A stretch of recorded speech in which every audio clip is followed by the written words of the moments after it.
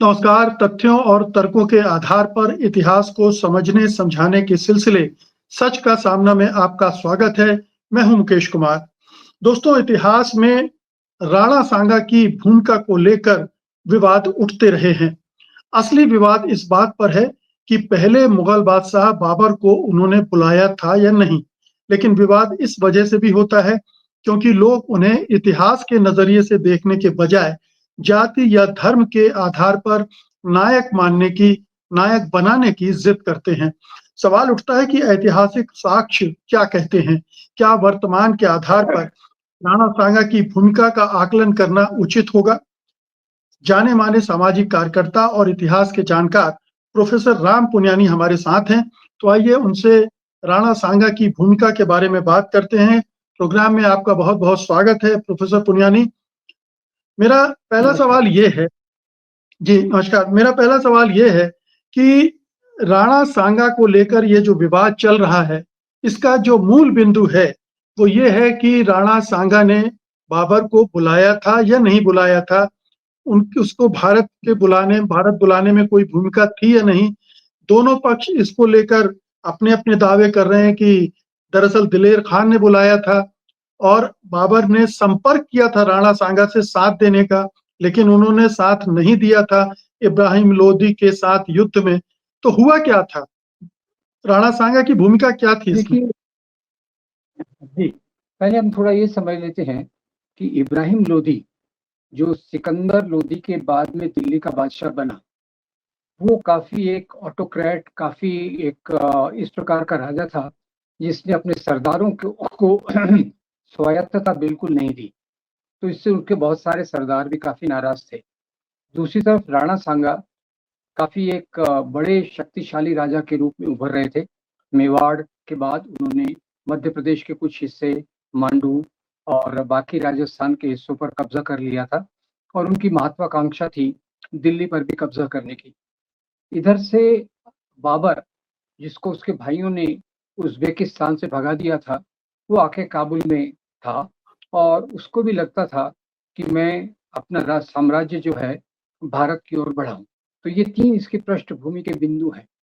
तो इसी बीच जैसे आपने कहा कि इब्राहिम लोदी के जो गवर्नर थे पंजाब के दौलत खान थे शायद, तो दौलत खान ने और इधर से राणा सांगा ने, दोनों ने ही अपने दूत भेजे थे इसके पास, बाबर के पास, कि आप आइए और इब्राहिम लोदी से आप लड़ाई करेंगे तो हम आपकी मदद करेंगे। अब हुआ ऐसा कि ये इसका मैं पहले हवाला देना चाहूँगा। इसका उल्लेख बाबरनामा में मिलता है। बाबरनामा जो मिसेस ए.एस. बेवरिज ने अनुवाद की, उसमें वो बताती हैं कि बाबर कहता है कि मुझे राणा सांगा ने कहा, राणा सांगा ने मुझे आदर भेजा, ही सेंट रिस्पेक्ट टू मी, और उसने मेरा स्वागत भी किया और साथ में ये कहा कि आप पंजाब की तरफ से आइए, मैं आगरा की तरफ से आऊँगा और हम दोनों मिलकर इब्राहिम लोदी को हराएँगे। ये उसकी बात है। बाद में बाबर ने ये भी कहा कि मैं तो गया, पर राणा सांगा ने जिस प्रकार से वायदा किया था, उस प्रकार से उन्होंने अपना वायदा नहीं निभाया और मुझे अकेला ही ये युद्ध लड़ना पड़ा। अकेला नहीं, उनके साथ दूसरे दूसरे मुसलमान भी थे, जैसे दौलत लोदी था और बाकी लोग भी थे। तो और ख़ैर उसकी ख़ासियत ये थी कि बाबर की ख़ासियत ये थी कि बाबर एक तो अपनी इच्छा शक्ति के अलावा पहली बार उसने गन पाउडर का इस्तेमाल किया। इसलिए जो इब्राहिम लोदी की बड़ी सेना थी, संख्या में बहुत बड़ी थी, बाबर की संख्या कम थी क्योंकि इधर से राणा सांगा आए नहीं। तो इसके कारण दौलत लोदी और ख़ास तौर से बाबर के नेतृत्व में बाबर ने बाकी लोगों का भी साथ लिया और इसको हराने में वो सफल हो गए।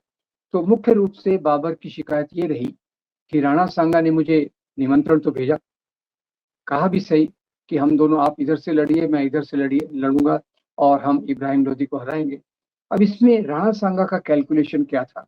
उनकी सोच क्या थी? उनकी महत्वाकांक्षा थी कि वो अपने राज्य का विस्तार करें और इब्राहिम लोदी को अकेले हराना उनके लिए मुश्किल था।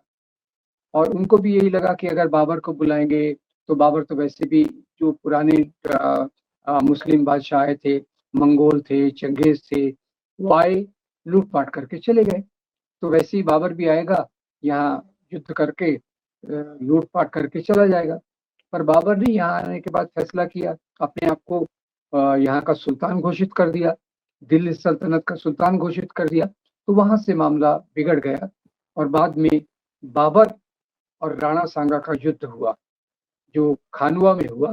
और उस खानुआ के युद्ध में भी राणा सांगा के साथ बहुत सारे लोग यहाँ के थे जो पहले इब्राहिम लोदी से नाराज थे, तो वो भी उसके साथ मिले। पर फिर भी बाबर की जो युद्ध नीति थी, और खास से गन पाउडर का जो इस्तेमाल उसने किया पहली बार उत्तर भारत में, उसके गन कारण पाउडर यानी राणा सांगा बारूद का भी इस्तेमाल, गन पाउडर यानी जी जी बारूद। जी जी जी जी। सही सही। तो उसके कारण राणा सांगा के नेतृत्व वाली फौज हार गई। राणा सांगा का एक हाथ कट गया, पैरों पे भी बहुत चोट आई और वो वहां से विड्रॉ हो गए। बाद में लोग कहते हैं, कई लोग कहते हैं उन्हें जहर दिया गया, कई लोग कहते हैं कि उनको ये जो चोट लगी थी वो सेप्टिक हो गई, उसमें उसमें मवाद आ गया और उसके कारण उनकी मृत्यु हो गई। तो ये लुब्बलुआब ये है कि राणा सांगा और इब्राहिम लोदी और बाबर, ये अगर हम त्रिकोण रखें तो इसमें हिंदू मुसलमान का मामला कुछ नहीं था। राणा सांगा के नेतृत्व में भी बहुत सारे पठान सिपाही थे। हमको याद है कि जब अकबर और इनकी राणा प्रताप का युद्ध हुआ तो राणा प्रताप के साथ पठान सिपाही थे। उसी प्रकार के पठान सिपाही, क्योंकि राणा सांगा जो है ये राजा राणा प्रताप के दादाजी थे, तो उनकी सेना में भी ये पठान सिपाही थे जो इस प्रकार का उनको मदद कर रहे थे।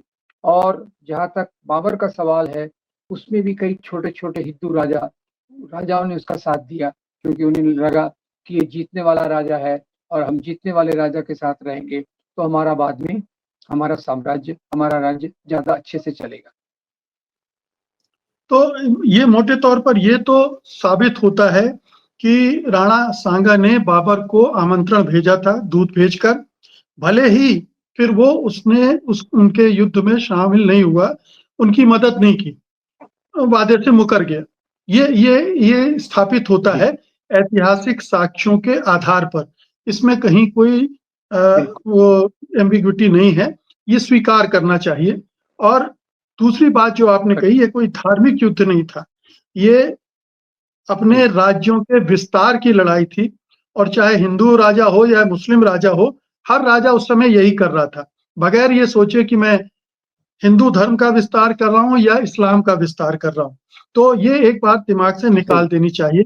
और यहीं से सारी लड़ाई झगड़े शुरू हो रहे हैं, इसी पर सारे विवाद हो रहे हैं। लेकिन इसके बाद अगला सवाल मेरा ये है आपसे कि जब सुल्तान घोषित कर दिया बाबर ने, तो फिर उसके और राणा सांगा के बीच संबंध किस तरह से डेवलप हुए या बिगड़े?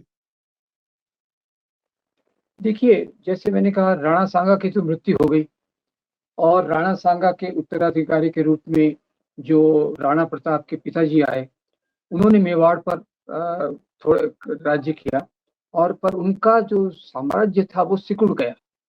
बाबर ने अपने राज्य का विस्तार किया और राणा सांगा का जो पहले प्रभाव का क्षेत्र था, मांडू, राजस्थान के अलग भाग, कुछ गुजरात के भाग, उसका राज्य सिमट गया और बाबर का जो साम्राज्य था उसका विस्तार हो गया। तो ये बाद में हम चल के देखते हैं कि ये इन्हीं के उत्तराधिकारी राणा प्रताप, उनका राज्य केवल मेवाड़ तक सीमित रह गया। जबकि बाबर के उत्तराधिकारी हुमायूं का तो खैर कोई उल्लेख ज्यादा करना जरूरी नहीं है, पर अकबर ने अपने आप को घोषित कर दिया कि हम तो यहीं के हैं, हम सवारा, ये हिंदुस्तान हमारा है। और उसके आधार पे उन्होंने अपने साम्राज्य का विस्तार किया। जब राणा प्रताप जी से उनकी मुठभेड़ इसके थ्रू हुई, राजा मान सिंह के माध्यम से हुई। तो जैसा आपने बिल्कुल सही कहा, पर एक मैं उसमें ऐड कर दूं कि बाबर ने अपने सिपाहियों को प्रेरणा देने के लिए, उनको आगे बढ़ने के लिए जो स्पीच दिया, उसमें उसने कहा कि ये हमारे लिए जिहाद है।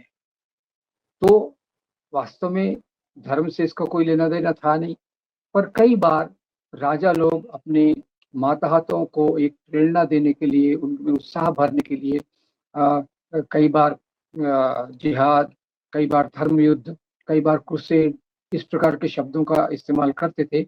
जबकि नीचे के अगर हम अलायंसेस देखेंगे, जैसे जिसको कॉन्फेडरेशन कहते हैं, तो राणा सांगा के कॉन्फेडरेशन, राणा सांगा के जो एलाइज में मुसलमान भी थे और हिंदू भी थे, और बाबर की तरफ से भी कुछ हिंदू राजा राज्य कर इसमें लड़ाई में शामिल हुए। तो आपने बिल्कुल सही कहा, ये युद्ध का धर्म से किसी प्रकार का कोई लेना देना नहीं था। ज्यादा जो जी, पहचान थी उस समय, वो एथनिक पहचान ज्यादा मजबूत थी। फिर भी एथनिक पहचान, जाति की पहचान, इससे परे जाके भी राजा लोग एक दूसरे के साथ अलायंस भी करते थे, युद्ध भी करते थे। पर आज जैसे एक संकीर्ण दृष्टिकोण हो गया है कि मुसलमान एक तरफ, हिंदू एक तरफ, ये इतिहास, जैसे हमने बाकी बहुत सारे वीडियोस में डिस्कस किया है, इतिहास जी। इसकी कोई सैंक्शन नहीं करता। जी, अभी आपने कहा कि जिहाद का नारा दिया था। बस इसमें छोटी-सी चीज़ जोड़ना चाह रहा था कि आज भी हिंदुस्तान की सेनाएँ भी जब युद्ध में जाती हैं, तो रेजिमेंट कोई हर हर जी, महादेव का नारा लगाती है, कोई जय भवानी का नारा जी, लगाती जी, है, जो बोले सो निहाल, सत श्री अकाल, ये सब नारे उनके अपने रेजिमेंट के होते हैं, बटालियंस के होते हैं और वो उन नारों के साथ, क्योंकि वो जोश पैदा करता है उनमें और उस भावना से वो युद्ध जोश के साथ लड़ते हैं। तो ये इस्तेमाल होता रहा है, लेकिन राजनीति में भी, आज की राजनीति में भी वो इस्तेमाल हो रहा है। हम उस राजनीति पर नहीं जा रहे हैं। लेकिन ये अगला सवाल मेरा ये है कि 5 बार बाबर ने अटैक किया, 5वीं बार शायद 1526 में पानीपत की पहली लड़ाई हुई और उसमें इब्राहिम लोदी को परास्त करके वो कुल 3 साल वो रहा। 1529 में उसकी मृत्यु भी हो गई। उस जी। समय तक क्या स्थिति थी?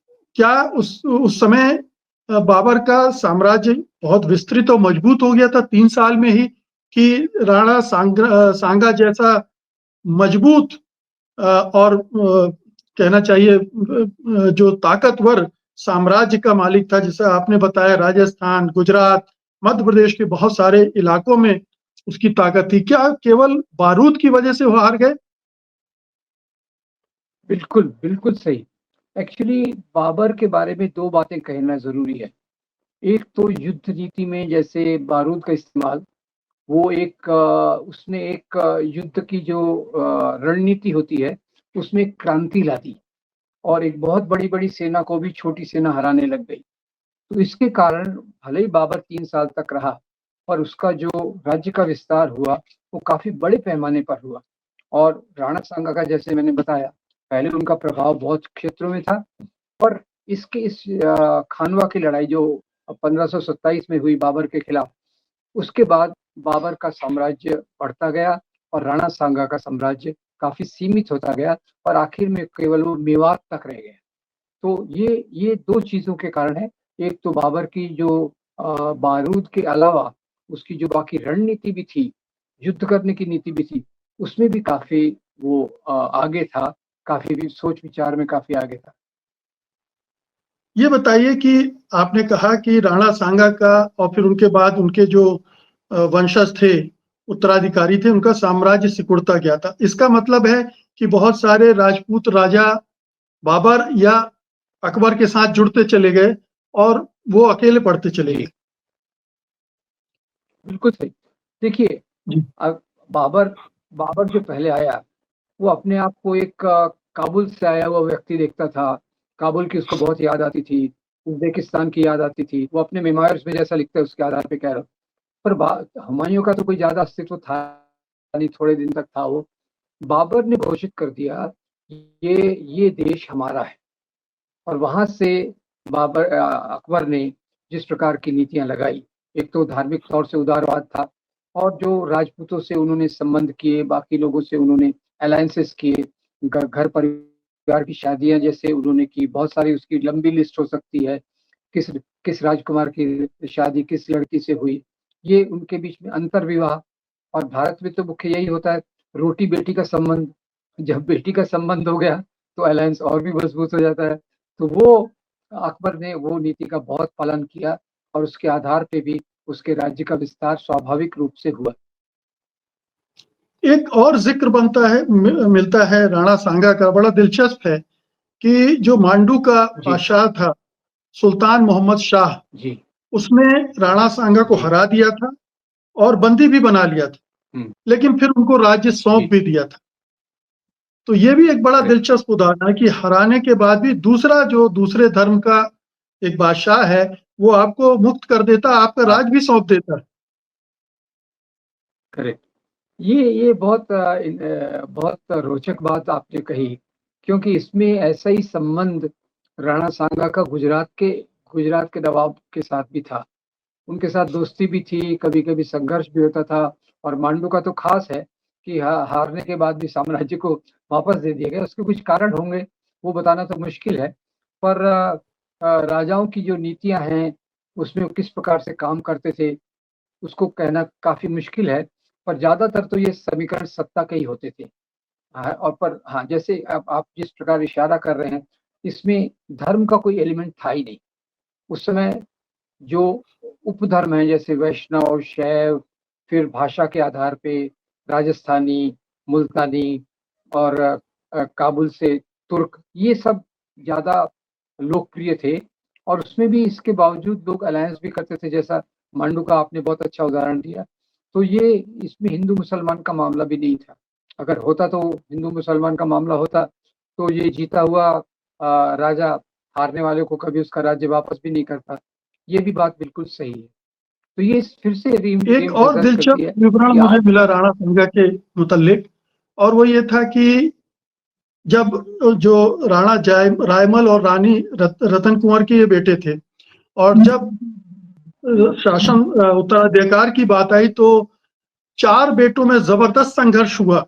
वो सबसे छोटे बेटे थे और उन्होंने अपने भाइयों हुँ, पृथ्वीराज और जगमाल के साथ भयंकर संघर्ष किया और अपनी एक आँख भी उस संघर्ष में गँवा दी। हालाँकि वो मेवाड़ की गद्दी पाने में कामयाब हो गए। तो परिवार में किस तरह से युद्ध हुआ, 4 भाइयों में आपस में युद्ध हुआ। अक्सर मुस्लिम राजाओं का, मुगल राजाओं का ज़िक्र किया जाता है, लेकिन ये राणा सांगा के परिवार में हुआ और उन्होंने भी अपने भाइयों के साथ क्या सलूक किया, ये भी एक उदाहरण यहाँ मिलता है। ये बहुत सही बात को आपने फिर से कहा। पिछली बार की चर्चा में हमने बताया था कि राज परिवारों में जो सत्ता का हस्तांतरण होता था, वो कोई बैलेट पेपर से नहीं होता था, कोई शांति गुलाब के फूल दे के नहीं होता था। वो तलवार की धार पे ही होते थे और सभी ये कुछ चीज़ों को हाइलाइट किया गया है। औरंगज़ेब ने बाप को कैद किया, इसको ये किया, पर जबकि आप ज़्यादातर राज परिवारों की इतिहास देखेंगे, तो यही बात आपको जगह-जगह मिलेगी। पता नहीं हम इसका उल्लेख कर चुके हैं कि नहीं, पर जो अशोक किस प्रकार से सत्ता में आया, बिल्कुल, राजा ज्ञानेंद्र किस प्रकार से सत्ता में आए, ये बात तो पूरा जग ज़ाहिर है और इस बात को हमको दिल से निकाल देना चाहिए। और मुकेश जी, बिल्कुल मैं एक और ऐड औरंगज़ेब करना के चाहता हूँ अपनी तरफ। जी, जी प्लीज़। नहीं, औरंगज़ेब पे आप नहीं, मैं ये कहना चाहता हूँ कि कई बार मुझे आजकल थोड़ी पीड़ा होने लग गई है कि इतिहास में हम जो किस प्रकार का अत्याचार देखते हैं, एक धर्म दूसरे धर्म, ये सांप्रदायिक इतिहास के आधार पे देखते हैं।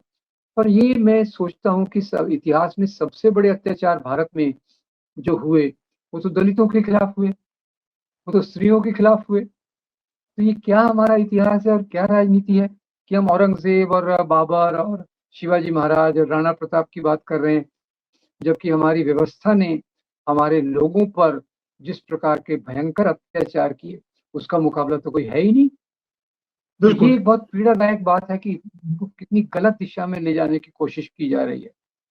जी, आप कुछ कह बिल्कुल। रहे थे औरंगज़ेब के बारे में? बिल्कुल, मैं ये औरंगज़ेब के अपने भाइयों के साथ लड़ाई का इस समय बहुत ज़िक्र किया जा रहा है कि कैसे उन्होंने दारा शिकोह और हुँ, दूसरे भाइयों के साथ ज़ुल्म किया, अपने पिता को बंदी बना लिया वगैरह-वगैरह। ये कहानियाँ छुप जाती हैं।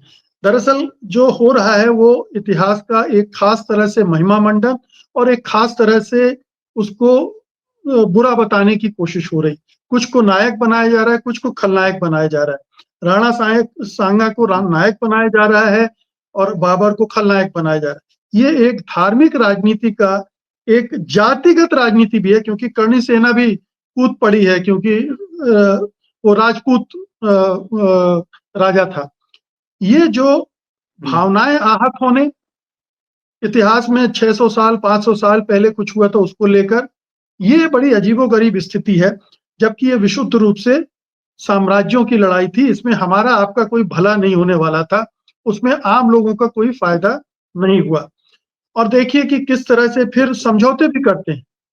राणा सांगा के पोते अमर सिंह ने समझौता कर लिया।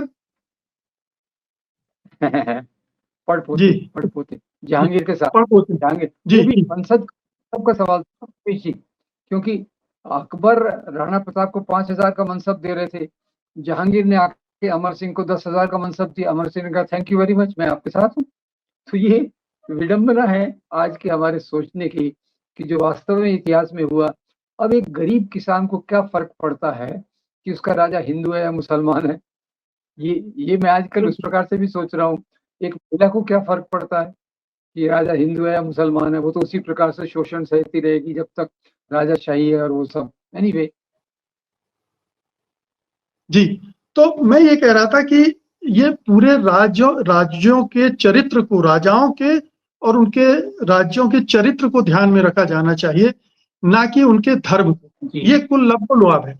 राणा सांगा हो सकता है कि बहुत बहादुर रहे हों, शानदार योद्धा रहे हों और हालाँकि महिमा मंडन जी, में अतिरेक होता है कि उनका एक पैर भी कट गया था, उनकी एक बाँह भी कट गई थी, उनकी एक आँख भी चली गई थी और फिर भी वो लड़ते रहे युद्ध। ये महिमा मंडन में होता है जब चारण भाट उनकी प्रशंसा में जुटते हैं तो इसी तरह से कहानियाँ बनती हैं, किंवदंतियाँ बनती हैं, लेकिन वो सच्चाई नहीं होती। अगर इतिहास का मसला है तो आपको ऐतिहासिक तथ्यों पर जाना पड़ेगा, महिमा मंडन में नहीं जाना पड़ेगा और महिमा मंडन की राजनीति से भी बचना पड़ेगा। जैसा कि आप शिवाजी की कहानियों में भी शिवाजी के इतिहास में भी आप बता चुके हैं कि कैसे वो राज्यों के अपने विस्तार के लिए काम कर रहे थे। कोई हिंदू हिंदू का ध्वजाधारी नहीं बने थे। तो अंत में जी। मैं आपसे इसको किस तरह से सांगा को आज के दौर में क्योंकि हर जाति, हर देश अपने कुछ नायक भी बनाती है। क्या राणा सांगा को एक नायक के तौर पर देखना चाहिए, नहीं देखना चाहिए? या देखना चाहिए, लेकिन उसे धर्म के संदर्भ में नहीं देखना चाहिए? महान योद्धा थे, ये स्वीकार करना चाहिए, लेकिन वो धर्म के लिए लड़े, बिल्कुल। ये नहीं मानना चाहिए। एक जाति के गौरव के लिए लड़े, नहीं मानना चाहिए। जी, जी, मेरी भी राय ये है कि जो कोई हमारे राजा हैं, उनको किसी विशेष गुण के आधार पे आदर देना चाहिए। बहादुरी है, ठीक है, उसको सलाम करते हैं। कई राजाओं ने ऐसी नीतियाँ अपनाई जो धर्म के लिए उदारवादी थी, जैसे सम्राट अशोक, अकबर और शिवाजी महाराज। तो इनको एक प्रकार से हम उस प्रकार से आदर दे सकते हैं। पर मेरी निजी राय ये है कि आज के राज समय में हमारे राष्ट्रीय प्रतीक वही होना चाहिए जो आज़ादी के आंदोलन में अंग्रेज़ों के खिलाफ लड़े। ये मेरी पर्सनल राय है कि हमारे प्रतीक ज़्यादातर इन्हीं के मूल्यों से आना चाहिए। वो भगत सिंह हों, अम्बेडकर हों, गांधी हों, सुभाष बोस हों, पटेल हों, ये हमारे मुख्य प्रतीक, क्योंकि उन्होंने ही इस देश को बनाने में ये किया। और आज कोई हम राजाशाही के सिद्धांतों पे चलना नहीं चाहिए। हमें तो चलना चाहिए लोकतंत्र के सिद्धांतों पर, संविधान के सिद्धांतों पर। तो एक राजाशाही अपने आप में एक व्यवस्था है, शोषण की व्यवस्था है, जिसमें गरीब किसान किस प्रकार से पिसता है, वो हमारे दिमाग में भी आना चाहिए। और बाकी कुछ राजाओं की अच्छी क्वालिटीज़ हैं, उसका हमने सम्मान करना चाहिए। कहने का मतलब ये है कि उनके गुण दोषों के आधार पर हमें उनका आकलन करना चाहिए, ना कि इस आधार पर कि वो हमारी जाति के थे या हमारे धर्म के थे। या दूसरा हमारी सही। जाति का नहीं है, हमारे धर्म का नहीं है, इसलिए वो खलनायक है। इस इस तरह से इतिहास को देखना गलत होगा। बहुत-बहुत शुक्रिया सही। प्रोफ़ेसर पुनियानी। जी, जी, कुछ आप ऐड धन्यवाद। करना चाहते हैं? मैं आपसे पूरा सहमत हूँ, आपके इस कंक्लूजन से मैं पूरा सहमत हूँ और धन्यवाद। नमस्कार। नमस्कार। Copyright disclaimer under Section 107 of the Copyright Act 1976. Allowance is made for fair use for purposes such as criticism, comment, news reporting, scholarship, and research. Fair use is a use permitted by copyright statute that might otherwise be infringing.